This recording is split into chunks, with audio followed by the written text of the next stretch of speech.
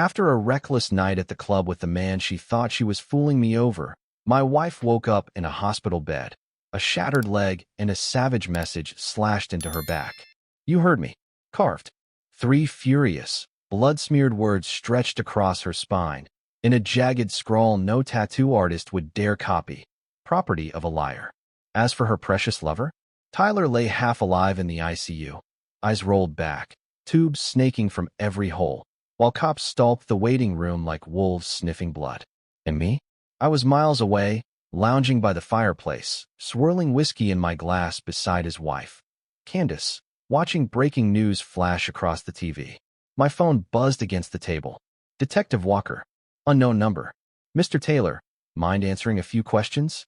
I leaned back, smiled at the ceiling, and murmured into the receiver, "Of course, detective. I've got nothing to hide." And I didn't. That night, my alibi was sewn tight. Receipts, security footage, dinner witnesses, all stacked neatly like dominoes. I never laid a hand on either of them. But don't mistake that for innocence. I was the storm that set it all in motion, the quiet architect smiling behind the curtain, the man who watched his wife torch everything we built and decided to turn her little game into a goddamn war. Let's rewind. Because this mess didn't start with blood. It started with silence, cold shoulders, locked phones, and a perfume I didn't recognize. Madison, my wife, had always been a wildfire, breathtaking, unpredictable, the kind of woman who could burn you down with a glance. That heat pulled me in once. But 6 months ago, it started burning me alive. She changed. The clothes, the late nights. The way "don't wait up" became her nightly lullaby. Suddenly, I was the boring husband with early meetings and a mortgage, and she was chasing thrills I couldn't offer. I gave her love. She gave me Tyler King. A joke of a man, wannabe DJ, gym rat, flexing his Dodge Challenger and cheap sunglasses at midnight like it meant something. He was everything I wasn't, and everything she was foolish enough to chase. How did I find out? Not through some cliché text. Not even catching her in the act. It was her laugh. That fake, syrupy giggle I hadn't heard since college. The one she reserved for new admirers. I heard it leaking through the bathroom door during one of her secret speakerphone calls. I didn't storm in. Didn't shout. I waited. I watched. I gathered every slip, every sneaky Uber ride, every lie she thought was clever. I let her believe I was blind. Until the night she posted a girl's night story, and there he was, caught in the mirror. Sunglasses, sleeveless hoodie, and that stupid keychain dangling from his hand. Tyler. That night, the game became mine. No rage. No accusations. I kissed her forehead, told her I loved her, and started making calls. Candace was the weapon. Tyler's wife. She had her doubts, but no proof, until I handed her everything. Together, we became the team Madison and Tyler could never be. And we crafted the perfect storm. A club. A blackout. A backroom confrontation. Not by our hands, but orchestrated so perfectly they'd never escape it. The carving? That was Candace's idea. Madison needed a scar deeper than the skin, an eternal truth she could never erase. They found Madison screaming, bleeding, crawling through the filth in broken heels. Tyler tried to fight. It didn't save him. And when the cops showed up at my door, I served them wine, smiled, handed over time-stamped receipts from a cozy dinner with Candace. Exactly 9:47 p.m., just as paramedics were dragging my wife out of that grimy club bathroom. But don't get comfortable. This was just the opening move. Because as Madison lay there, doped on morphine, eyes glossy with regret, staring at me like I was supposed to care, like I was supposed to reach for her hand and whisper, "It's going to be okay," she had no idea. I'm just getting started. This time, I make the rules. No, Madison. You threw okay off a balcony the moment you let that clown unzip your dress in the back seat of his grimy car. Ethan, she croaked, her voice shredded by painkillers. What? I leaned against the wall, arms folded, calm as a man watching his favorite scene unfold. You tell me. Last I heard, you were grabbing wine with Laura. So how'd you end up half naked in a club bathroom with a busted leg? She blinked, that twitch in her left eye giving her away. The one that always shows when she's about to lie. I don't remember. I think I was drugged. Of course. The classic move. Victim mode, on cue. I pushed off the wall, walked up to her bedside, and locked eyes with her battered, stitched-up face. I leaned in close and whispered, They carved liar into your back, Madison. That wasn't random. She turned her face away. Good. That's when Candace stepped into the room. You should have seen it. The color drained from Madison's face like someone pulled her soul out by the roots. Candace didn't speak. She just stood there, arms crossed, a storm wrapped in silence, watching the woman who'd betrayed her struggle to breathe around a fractured rib. Madison stammered, "Why? Why is she here?" I grinned. "Oh, she's with me." The hit landed harder than any broken bone. "Are you serious?" "As a heart attack," I said, dragging a chair up to the bed. "See, while you were sneaking around playing house with Tyler, Candace and I were piecing the puzzle together. Every lie, every cheap motel, every pathetic text dressed up as a spa weekend." "I didn't mean," she started. "No," I cut her off. "You meant every second. You just never thought I'd catch you. You thought I'd keep playing the fool while you chase some clown who thinks wearing a muscle tee in January makes him special."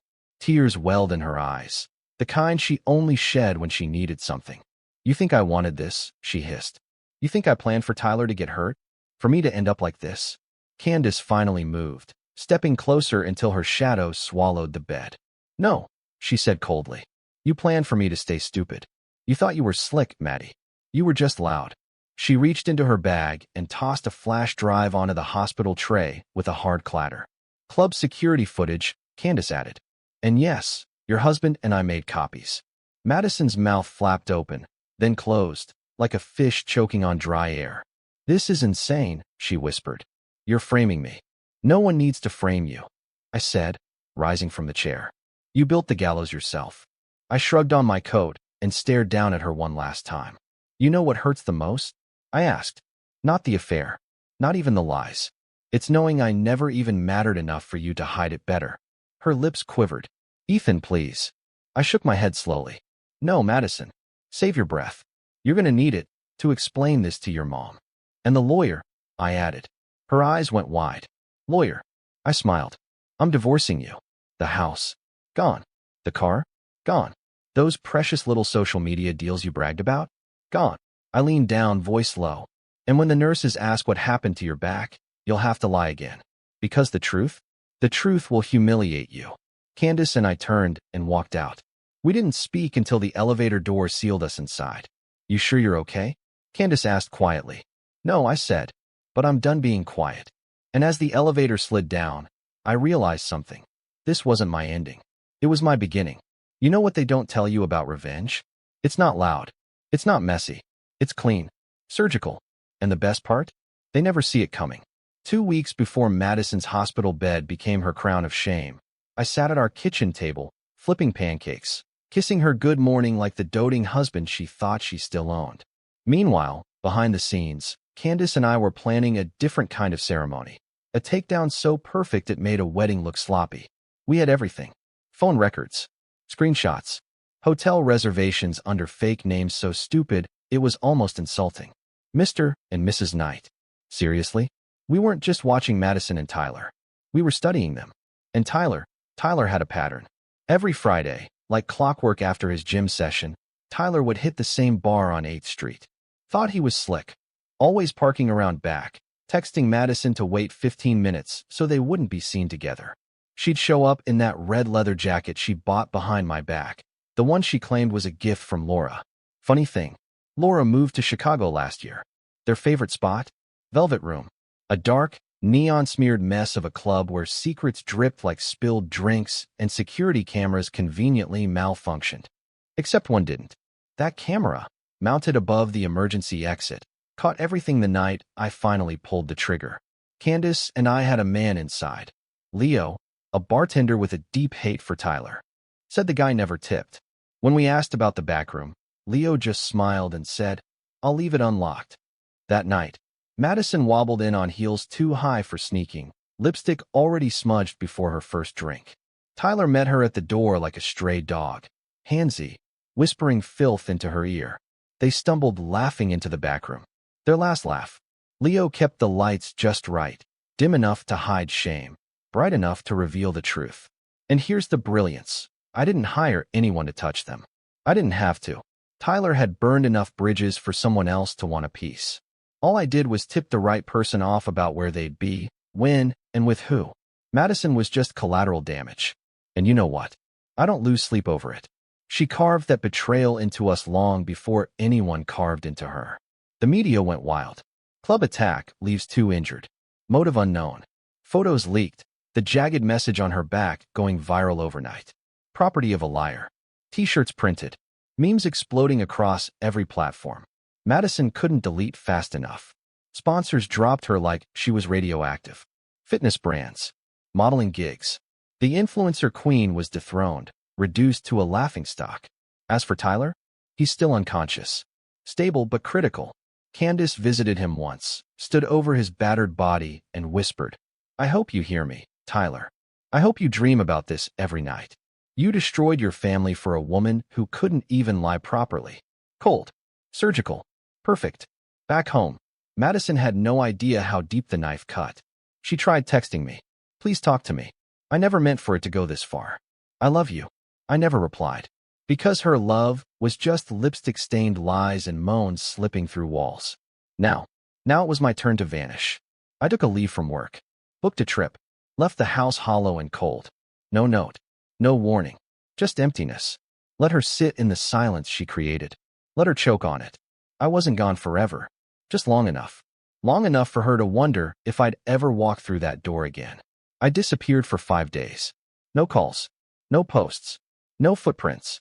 Madison had no clue where I went. That was the point. She needed to rot in that uncertainty, the same way she left me to rot in doubt for months. I wanted her opening the door every 5 minutes, praying it would be me.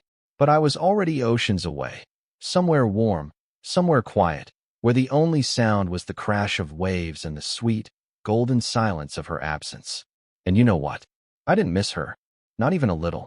You think you'll break without the person you built your life around. But when the lies peel away, what's left is freedom. She called me 42 times. I ignored every one. She messaged my sister, emailed my boss, even tried reaching out to Candace. Bad move. Candace sent one reply. "He's done with you. Be done with yourself." I don't know what Madison did after that, but I like to imagine her, screaming into her phone, surrounded by walls echoing nothing but her own betrayal. On the 6th day, I flew back. Not for her. For me. I needed to see the aftermath. To walk through the wreckage. To know the storm was real. When I pushed open the door, the house was dark. No candles. No fake apologies waiting. Just Madison. Sitting on the kitchen floor in an oversized hoodie, barefaced and broken, eyes red and hollow. "Ethan," she breathed, like my name was the only thing keeping her alive. I didn't say a word. She stood, slow and limping, still stitched and healing from the wreckage she built with her own 2 hands. "I thought you left for good," she whispered. I closed the door behind me and dropped my bag. "I thought about it," I said. "About leaving for good." She reached out, fingertips trembling, but I stepped back. Her hand hung there in the empty air a second longer, then fell, as if even touching me would have been too much to hope for. "Can we please talk?" she whispered, voice raw and broken. I know I messed up. I know I don't deserve you. But I can't eat. I can't sleep. I feel like I'm going crazy." I almost laughed. Because I went crazy first, listening to her lies night after night, gaslighting myself into believing I was paranoid. Now she was drowning in the poison she poured. She edged closer. "You didn't deserve what I did." "But Tyler," he made me feel something. I was scared. Bored. I don't know. I just don't. I cut her off, sharp enough to slice the air between us. "Don't you dare stand there and say bored like it justifies betrayal." Her face crumpled. Tears rolled down her cheeks. "I made a mistake," she choked out. "No," I snapped. "You made 1,000 choices. Again and again. And now you're crying because the fun finally blew up in your face." She folded in on herself, shaking. "I don't want to lose you. You already did." Silence swallowed the room. Then, in a tiny voice, "What are you going to do?" I looked around. The kitchen where we once made pancakes. The fridge plastered with frozen smiles and memories that meant nothing now. "I'm going to finish what I started," I said. Her eyes widened in fear. "What does that mean?" "It means the divorce is already filed. It means your sponsors have the full story, including the footage. It means I'm not just erasing you from my life. I'm making sure the world sees exactly who you are." I leaned down, voice ablade against her skin. "You won't get to bury this with a new Instagram handle." She collapsed onto the floor, sobbing, but I didn't stay to watch. I walked upstairs, packed the last of my things, and came back down with nothing but my keys. As I opened the door, she rasped the last words I ever expected. "Ethan, was it you?" I stopped. She stared at me, eyes wide and unblinking. "That night at the club. The carving. The cameras. The timing. Was it you?" I looked at her for a long, heavy moment. Then I smiled. "Doesn't matter now, does it?" And I walked out. I swore I'd never speak to her again. But fire doesn't just burn down the house, it lingers. Thick and toxic, long after the flames die. Madison was still trapped in that smoke, coughing on consequences she thought she'd never have to face. Within a week, she was everywhere. But not in the glossy, polished way she used to be. No more photo ops. No more collabs. No more #lifestyle goals. Just the wreckage. Screenshots of her texts leaked. Clips of her slurring and giggling in Velvet Room surfaced. Even her fans turned on her. The comment sections were brutal. "This the girl who preached loyalty? Imagine ruining your life for a dude who can't even breathe without machines." I didn't say a word. Didn't defend myself. I didn't have to. The truth had grown its own wings. I focused on rebuilding, moving into a clean apartment, free of perfume ghosts and hidden second phones. Just me. A couch. A new silence that felt like oxygen. But Madison wouldn't let go. Blocked numbers. Unknown calls. Night after night. One evening, I finally picked up. "Ethan," she whispered, her voice barely a thread. I said nothing. "I know you hate me. I deserve it. But I need to tell you something. Something I haven't told anyone." Still, I stayed silent. "I'm being followed," she breathed. "I think someone's watching me. Outside my apartment. My tires were slashed last night." My stomach twisted. Not fear, just irritation. "You sure it's not karma making house calls?" I said flatly. "I'm serious," she hissed, the panic in her voice bleeding through. "This isn't online trolls. This is real. Someone's messing with me. You sure it's not one of Tyler's other side pieces?" I snapped. "You weren't exactly his only mistake." Silence on the line. Then she said something that slammed into me like a fist. "I think it's someone you told." I froze. "What?" She kept her voice low, trembling. "That night at the club, it wasn't random. You and Candace planned something. I know it. I don't care about the divorce. I deserve that. But whatever came after, the stalking, the threats." Her voice cracked. "I think it's someone you woke up. I think it's because of what you set in motion." I clenched my jaw. "No one's coming for you, Madison," I said flatly. "They already did. You survived. But someone's still playing," she whispered. "And I don't think they're done." I hung up. And for the first time in weeks, I didn't feel victorious. I felt something colder, deeper. Not regret, not guilt. Something caught between the two. What if someone had taken it too far? What if opening the floodgates unleashed something I couldn't pull back? Something loose in her world now. Something I didn't control. I tried to brush it off. Told myself she was just scared, unraveling like she always did. But the next night, my phone buzzed, and Candace was on the other end. "You hear about Madison?" she asked, voice sharp. "No." "What?" "She got jumped outside her gym. Black eye. Broken wrist." Said the guy whispered. "Liar gets what she deserves." I sat down hard, the weight of it pressing me into the chair. My heart didn't even beat. "You didn't do this, right?" Candace asked carefully. "No," I said instantly. "Did you?" "Of course not." Silence stretched between us, suffocating. "Then who the hell did?" she said. For the first time, I didn't have an answer. I thought the game was over. I thought I'd called the final play. Turns out, the board had more players than I ever knew. The night after Madison got attacked, I barely slept. Not because I cared about her. That part of me rotted away the moment I saw Tyler's name on her lock screen. But because I realized something worse. I wasn't the most dangerous thing in her life anymore. And that meant things were spinning out of control. I texted Candace. "Ethan, we need to talk. Tonight." Her reply came fast. "Candace. My place. 8 p.m. No phones." That last part sent a shiver down my spine. When I arrived, she already had 2 glasses of wine poured and the windows blacked out like we were preparing for war. "Talk," she said. "No greetings. No small talk. Just business." "I didn't send anyone after her," I said first. "Neither did I," she snapped, her tone insulted. "I wanted justice, not blood." We sat in silence, thick, vibrating silence. I could hear the low hum of the fridge, the distant rumble of a car passing. But inside, It felt like we were sitting on a live wire. Candace finally spoke. "There's someone else," she said. I nodded slowly. "One of Tyler's enemies?" Her face hardened. "Tyler didn't just cheat, Ethan. He owed people." She crossed the room and pulled out a thick folder from a drawer. Old school, heavy with printed pages, grainy photos, and notes scrawled in angry red ink. "I did some digging," she said. "After everything blew up, I got curious." She handed me the folder. I flipped through it, and one name grabbed me by the throat. "Brandon Malloy." "Who's this?" I asked. Candace hesitated, then said, "Someone Tyler owed 60 grand to. Someone who went to prison for aggravated assault. Got out 3 months before all this happened." I felt my stomach drop. "You think he's after Madison?" Candace nodded grimly. "If he thinks she's connected to Tyler, or just close enough to matter, then yeah."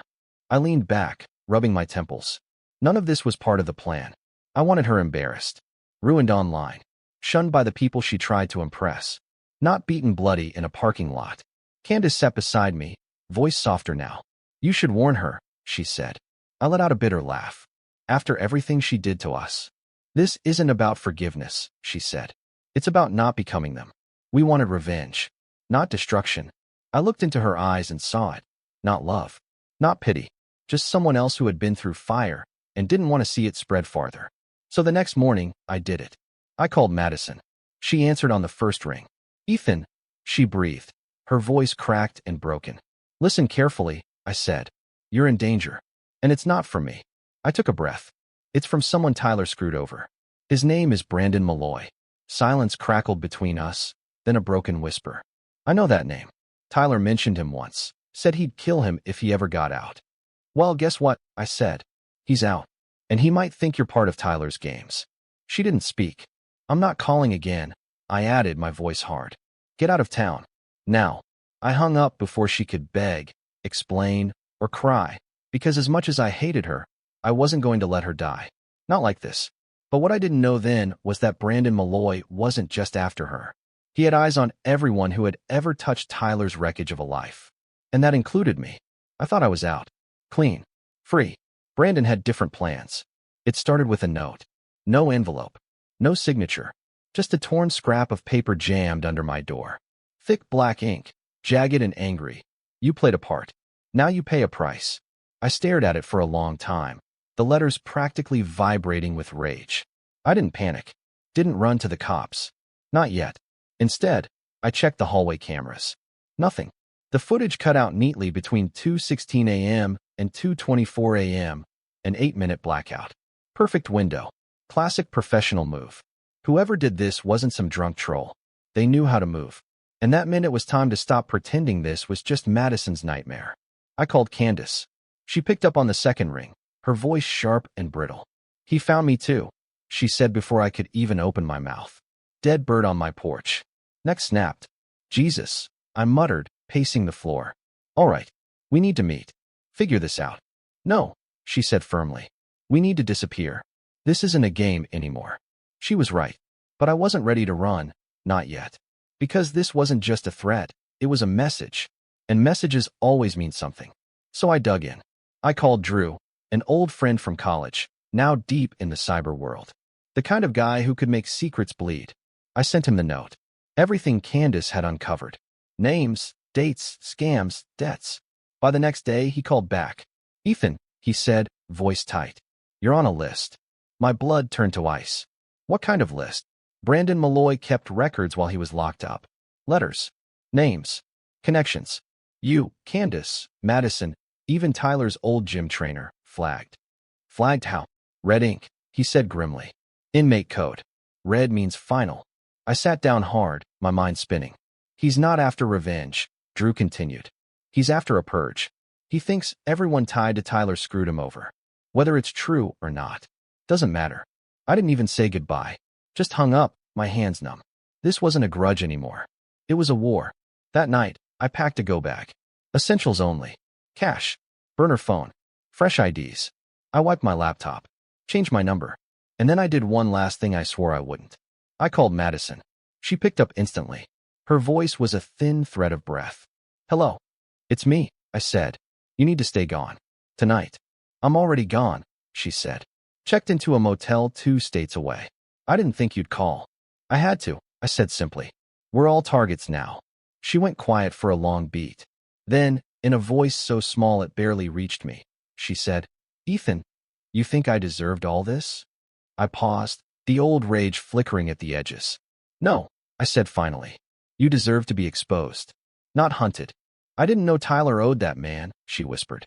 I didn't know any of it. Doesn't matter now, I said. Stay low. I miss who we were, she added softly, like a child clinging to a memory she barely remembered. That person died, I said, the moment you let someone else into our bed. And I ended the call. Candace and I met one final time before we disappeared. No tears. No hugs. No apologies. Just strategy. We disappear, she said. New phones. No social media. No traces. We agreed. I turned to leave, but before I could, Candace reached out and touched my arm. If we survive this, she whispered, we never speak his name again. I nodded once, but deep down I already knew. Some fires don't go out. They just burn colder. This wasn't going to end in silence. It was going to end with blood on concrete. I should have vanished, taken the new name, the prepaid phone, the clean slate, and disappeared like smoke. But I didn't. Because once you've been hunted, really hunted, the only thing worse than fear is not knowing when it's coming. So I stopped running. I made a call to a name I hadn't spoken aloud in years, Marcus Wells. Ex-military. Ex-felon. Now a ghost who cleaned up the kinds of problems polite society pretends don't exist. He owed me one. I cashed it in. Brandon Malloy, I told him. He's circling me. And others. Paper trail, he asked. None, I said. But I've got names. Faces. A dead bird. A threat note. A blackout camera. He's making a point, I added. Marcus didn't hesitate. I'll find him. 3 days later, a text lit up my burner phone. Found him. Philly. Alone. Wants a war. I booked a flight. One way. No return ticket. I wasn't planning to fight, but I needed to see him. Face the man whose rage had swallowed my past, my ex-wife, and the pieces of a life I barely recognized anymore. The meet was in a gutted warehouse outside Kensington. Classic setup, broken windows, rusted gates, darkness so thick it felt alive. Marcus leaned against a crumbling wall near the exit, a shadow stitched into brick. He's inside, he said. But I'll warn you, he's not right in the head. Neither am I muttered, pushing through the door. The place stank of oil and mold. Rats darted across beams above. And there he was, Brandon Malloy, mid-40s, shaved head, big hands, the kind of man who looked like violence had shaped him from the inside out. He sat on a folding chair, a switchblade dancing between thick fingers, smiling like he already knew how the night would end. You're Ethan, he said without looking up. Yeah. You helped ruin me, he added, almost fondly. You and your whore of a wife. Her little boyfriend thought he could outsmart me. Betrayal's funny like that. Circles back. I stepped closer. This ends now. He chuckled, a low, broken sound. You think you can threaten me? No, I said. I came to offer a deal. He raised an eyebrow, curiosity flickering. You leave Candace and Madison alone. You disappear. In return, I let you keep breathing. That smile stretched wider, more teeth than warmth. Why should I believe you? Because I brought something you want. I dropped a flash drive onto the cracked concrete between us. Tyler's contacts. His real ones. Encrypted files. Burner wallets. Every dime he ever moved. Brandon's smile faltered. His hand froze mid-spin with the blade. He crouched, picked up the drive, and stared at me. Hungry, calculating. You're telling me this gives me back my money? More, I said. It gives you leverage. Power. But only if you leave the rest of us the hell alone. He stood, took a slow step closer, close enough that I could smell the tobacco and anger soaked into his jacket. I could kill you right now, he said. You could, I agreed. But then this deal dies with me. And you spend the rest of your life looking over your shoulder for ghosts and cops. The moment stretched, knife-edged. Then he stepped back. Deal, he muttered. And just like that, it ended. I walked out of that warehouse breathing like a man reborn through hellfire. Through ash. Madison never called again. Candace disappeared like she promised. And I let her go without looking back. Because sometimes the only closure you get is the silence you fought to earn. What did I learn? That betrayal leaves scars no one ever sees. That love cuts just as deep as hate. And that sometimes, revenge doesn't heal you. It just sets you free. If you're reading this, wondering what to do when the person you trusted most rips your soul apart, here's my advice. Don't chase justice. Become it.